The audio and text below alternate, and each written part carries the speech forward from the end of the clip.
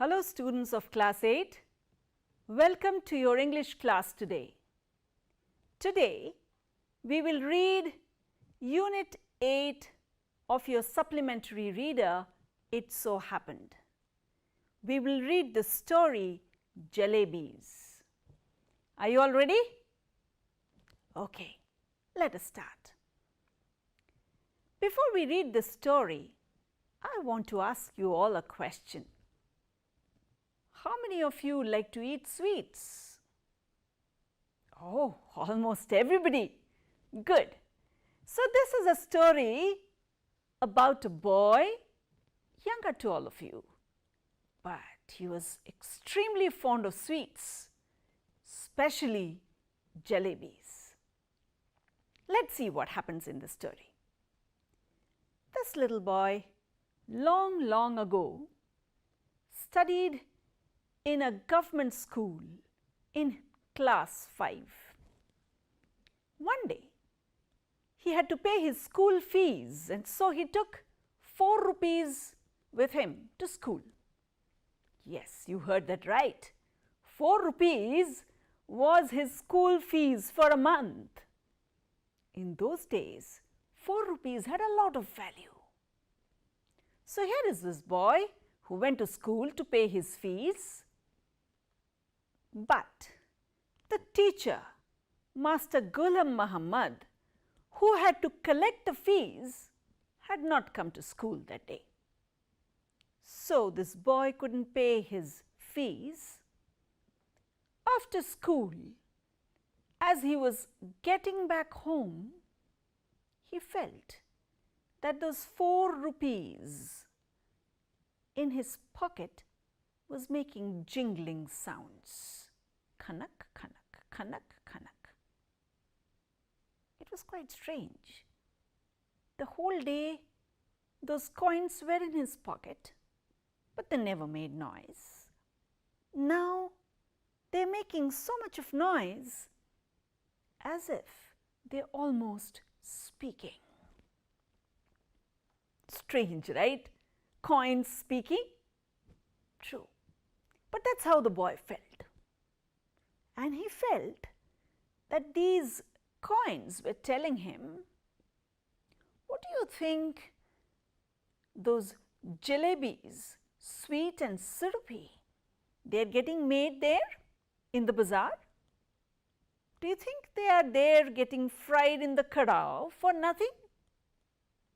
It is meant for those people who like sweets and jalebis, and also those who have money to pay for them. This boy did not like this kind of talk. He wanted the coins to stop talking and tempting him and misguiding him. So he said sternly, "Now you 4 rupees keep quiet. You are trying to misguide me.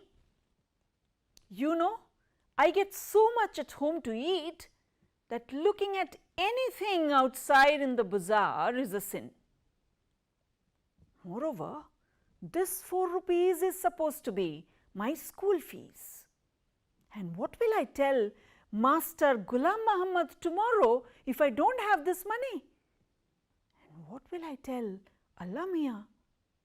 What will I tell my God? You all do not know what happens when Master Ghulam Muhammad gets angry. He makes you stand on the bench and he forgets to let you sit till the last bell rings. Oh, that's a long time. I can't go through all that. Now off all of you, don't bother me like this. Please, stop talking." The coins were very disappointed. They started talking, all of them together. The boy was very embarrassed. He thought all the men around in the streets were looking at his pocket because of the terrible noise that these coins were making. So he tried holding his pocket tight, and in the process also holding the coins so that they don't make noise. After a few steps, The boy loosened his grip again. Then the oldest coin said, "Anyway, you're going to get your scholarship money tomorrow, right? So why don't you eat the jalebis today with your fees money and pay your fees tomorrow with your scholarship money?" Fees money for jalebis, scholarship money for fees. End of the story. Why are you so worried? The boy started feeling uncomfortable. He didn't know what to do. He first thought, what the coins are saying is not right. Then he thought a little and felt what they're saying is not completely wrong. It is true, he will get his scholarship money tomorrow, but he was very, very uncomfortable on one side. On the other side, he was tempted. The sweets, the jalebis were also very nice, crisp, fresh and syrupy. The boy's mouth watered. He knew that the jalebis were good, but he also knew that he was not a common sort of a boy. He was never punished in school. He was good in studies. In his 4th standard, he got scholarship for his studies. He has never been beaten in school. Instead, the master sometimes told him to beat the other boys. He came from a well-to-do family and enjoyed quite a lot of status. Wouldn't it be unfair to go and stand and eat jalebis in the bazaar? The boy did not want to get tempted at all. He held his pocket tight and ran home. But after going there, the coins were not going to leave him. The boy went home, ate his lunch, but the coins went on speaking to him about the hot, crisp, syrupy jalebis. At some point of time, he couldn't control himself anymore. He just ran out of the house barefoot, went straight to the jalebi shop, gave 1 rupee to the jalebi halwai and asked him to give him jalebis for that money. The halwai looked surprisingly at the boy. Oh, a boy coming to buy jalebis for 1 rupee? How is he going to carry all that jalebi back with him? Yeah, it's strange for us today, but in those days, in 1 rupee you got so much of jalebis, almost that which you get for 20 rupees or even more today. So the halwai looked strangely at the boy, then opened a big newspaper and put lots and lots of jalebis in that paper and gave it to this boy. So this is the first section of your story. Let's now look at the comprehension check questions which are there on page 65. Question number 1. Why didn't he pay the school fees on the day he brought money to school? Yes, we all know that. His teacher, Master Ghulam Muhammad, who was supposed to collect the school fees, hadn't come to school that day, and that's why he couldn't pay his fees. Question number 2. Section 1. What were the coins saying to him? The coins were saying to the boy to spend them on those hot, crisp, syrupy jalebis that were getting made in the bazaar. Section 2. Do you think they were misguiding him? So to spend the fees money to buy jalebis, do you think that would be right? I don't think so. Question number 3. Why didn't he take the coin's advice? Give 2 or 3 reasons. He did not take the advice of the coins, firstly because he knew that the next day he would have to pay his school fees, and if he spent the money on jalebis, he wouldn't have any money. Secondly, he was a good boy and he was never punished for anything in school. He knew if he did not have the fees money the next day, he would be punished, and he didn't want to go through that embarrassment. Thirdly, he was from a well-to-do family and he got enough and more to eat at home. So he didn't want to stand there in the bazaar and eat from outside. These were some of the reasons that he gave the coins when they advised him to go and buy jalebis in the bazaar. Question number 4. Section 1. What did the oldest coin tell him? Yes, we know that the oldest coin told him to buy jalebis with the fees money and pay the fees with the scholarship money that would anyway come the next day. Section 2. Did he follow his advice? If not, why not? No. Initially, he did not follow the advice of the oldest coin.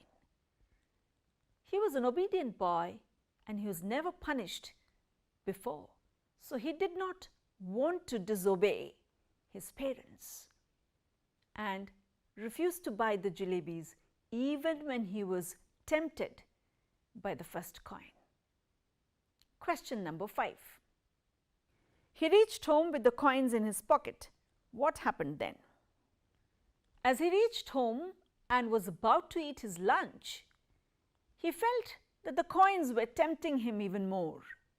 At that point of time, he couldn't resist his temptation anymore. He ran out of the house even bare feet and went to the market to buy the jalebis.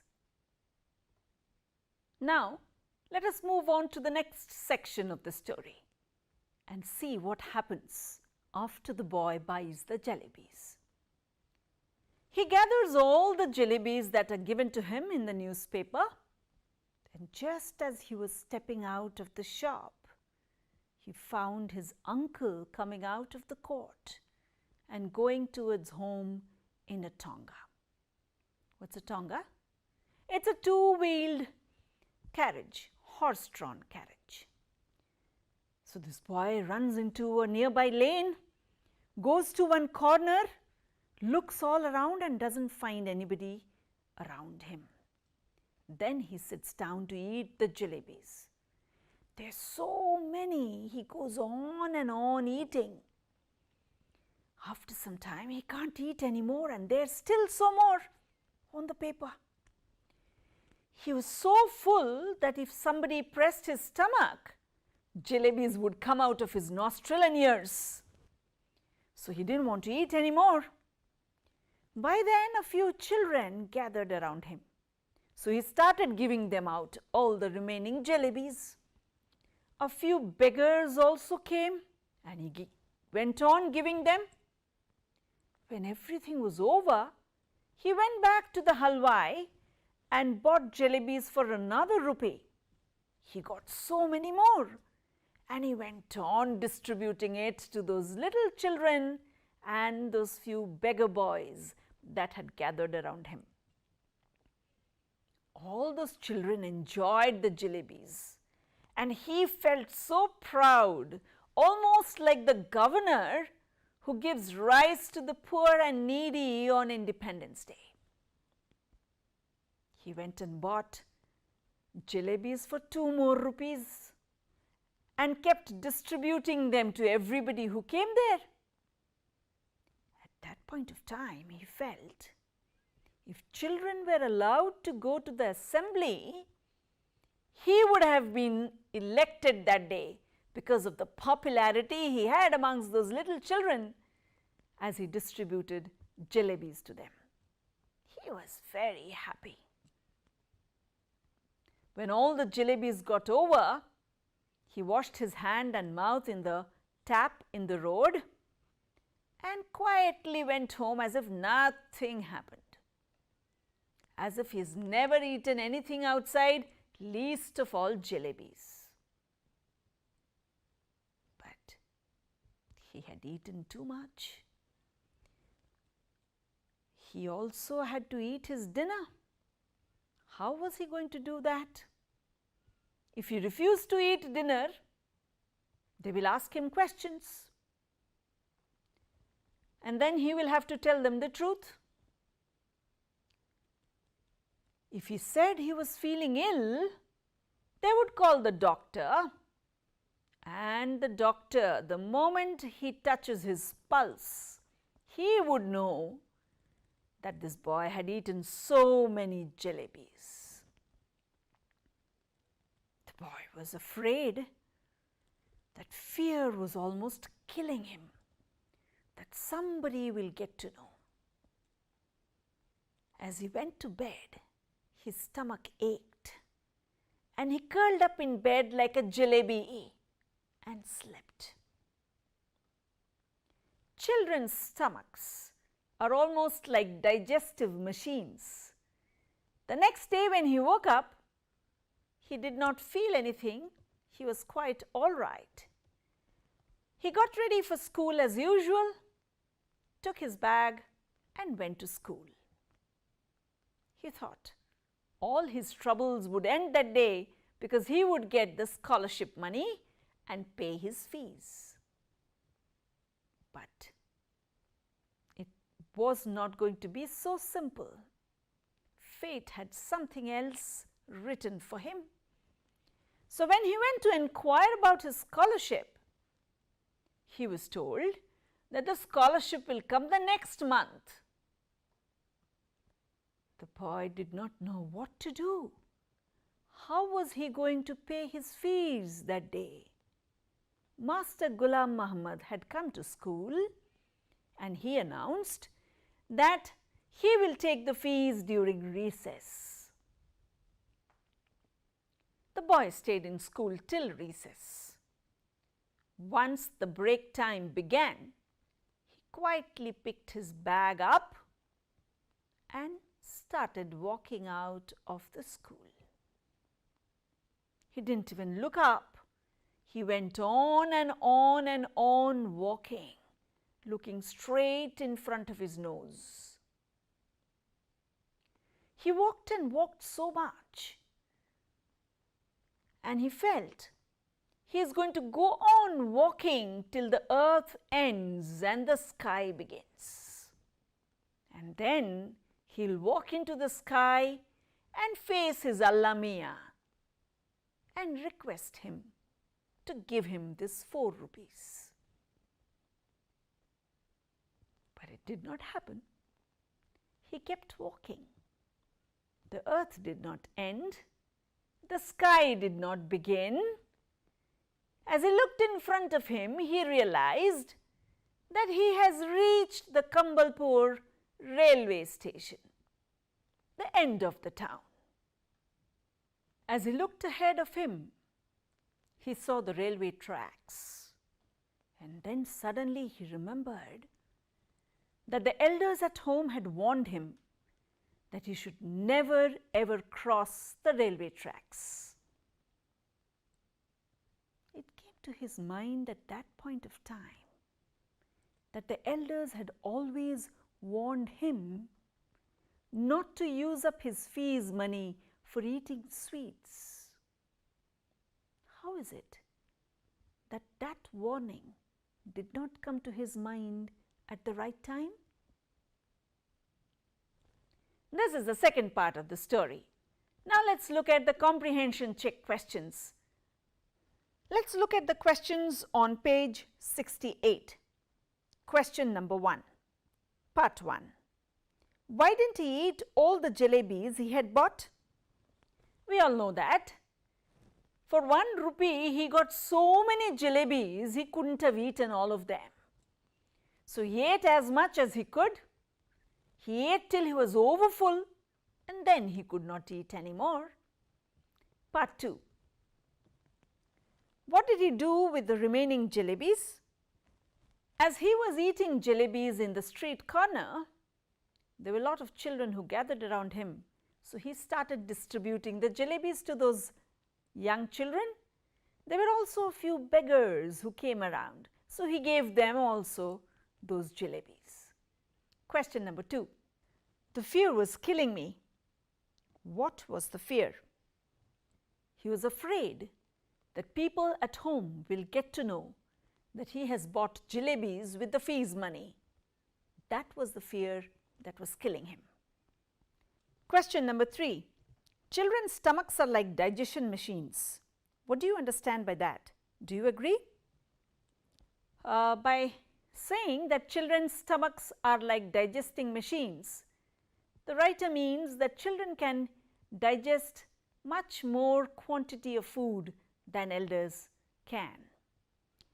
Yes, to some extent, children have much better digestive capacity than older people. Question number 4. How did he plan to pay the fees the next day? Yes, we know that. He was going to get his scholarship money the next day, so he planned to pay the fees out of the scholarship money. Right. Question number 5. When it is time to pay the fees, what does he do? How is he disobeying the elders by doing so? The next day, it was time to pay the fees during his recess. But we all know that he did not receive the scholarship money that day, and he did not have the money to pay the fees. So what did he do? Yes, he just walked out of the school taking his bag in hand, and he walked and walked and walked till he reached the railway station. Only when he reached the railway tracks did he remember what the elders at home had warned him against, not to cross the railway tracks. Right? Yes, we know that. Now let's go to the third section of the story and see what happens. He sat under the shade of a tree near the railway tracks and felt he was the most unfortunate boy. When he thought of eating jalebis with the fees money, he did not even think that things will get out of hand like it was now. He thought everything will work out well and he can manage everything with his scholarship money. But it didn't work out. For the first time in his life, he was missing school and sitting here in a lonely place near the railway tracks, far away from home, hiding from everybody. He felt like crying. Then he felt like laughing when he felt that the tears that were rolling down his eyes were actually the jalebi syrup. And then from that, his mind went to Master Ghulam Muhammad, then to Master Ghulam Muhammad's cane and the beatings that he gave the boys. From there, his mind went to Allah, to God. And he thought, the best thing that he can do is pray. So he prayed, Allah Mia, I am a good boy. I have never done anything wrong any time. I can say the namaz. I know 10 surahs by heart. I am a devoted servant of you. The only thing that I want this time from you is just 4 rupees to be able to pay my fees. I know I made a mistake eating those jalebis. But you see, I did not even eat them all alone. I gave them to the other boys. I shared with them. So won't you at least pardon me and give me just this 4 rupees? Just drop those 4 rupees in my bag.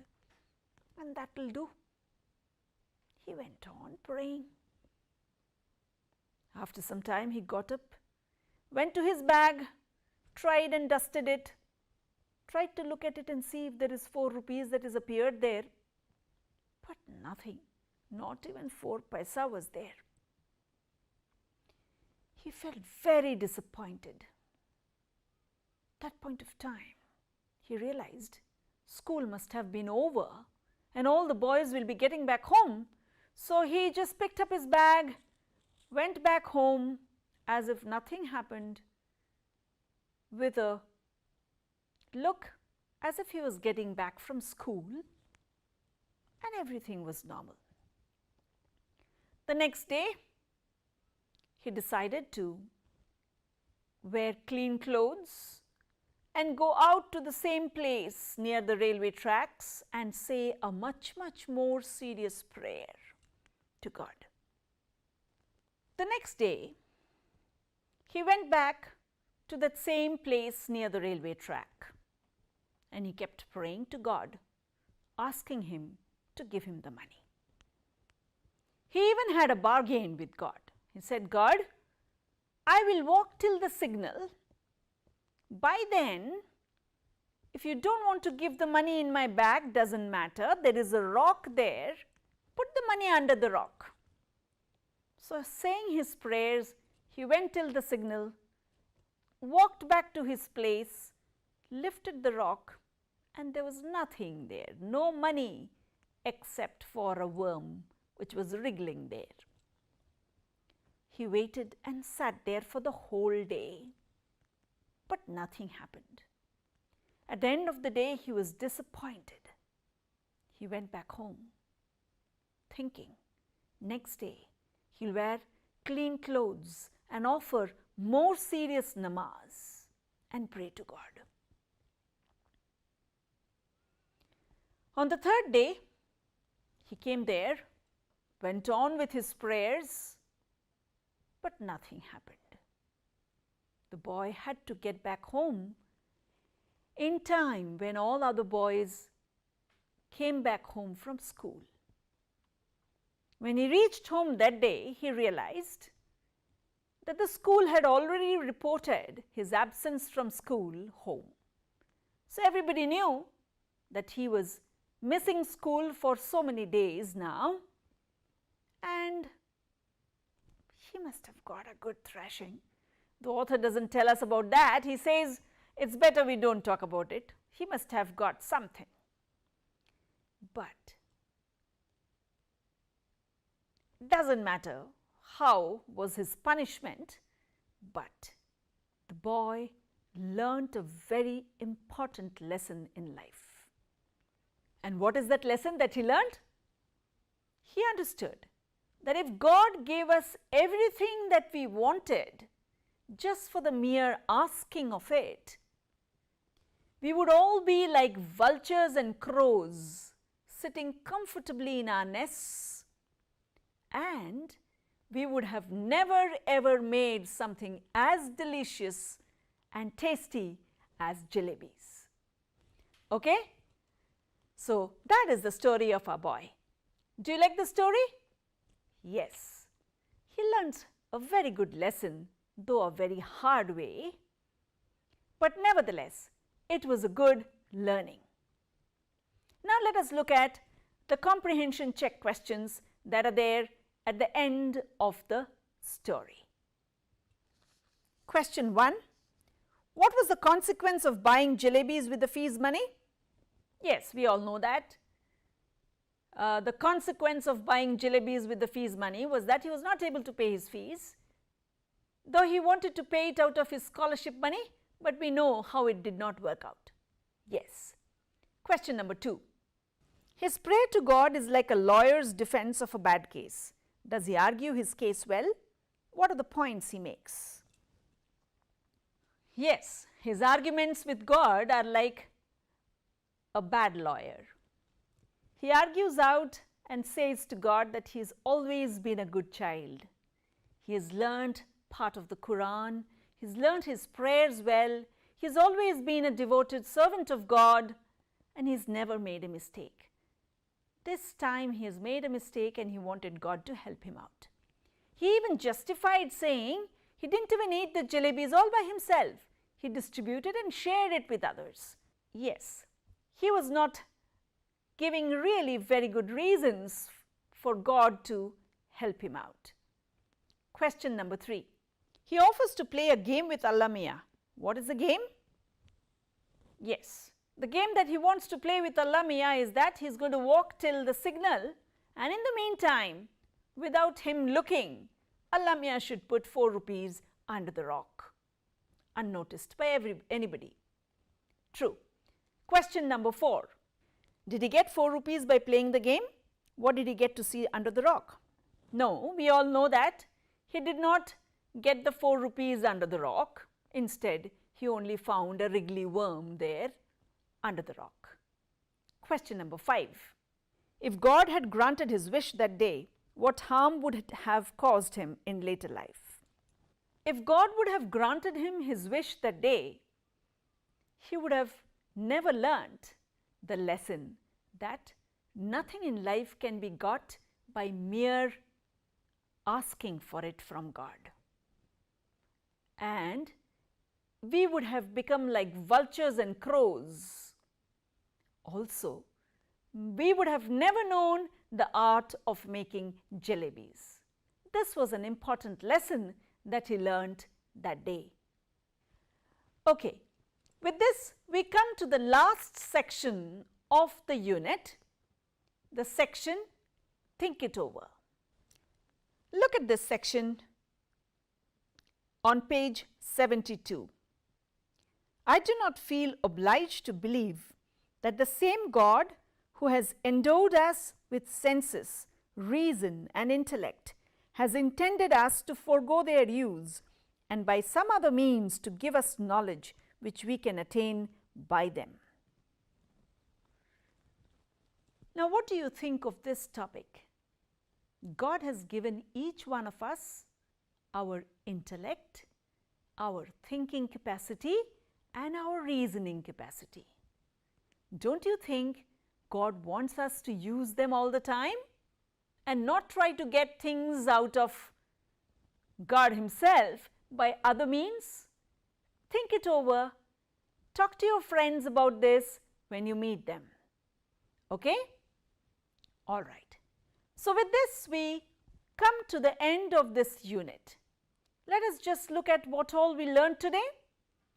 We read the story Jalebis about the boy who ate jalebis with his fees money and the trouble that he went through. We also read about the lesson that this boy learned at the end of this experience. We answered a few comprehension check questions, and we have this idea in the Think It Over section which we should reflect upon and talk to our friends about. With this, we come to the end of today's session. Goodbye. Thank you.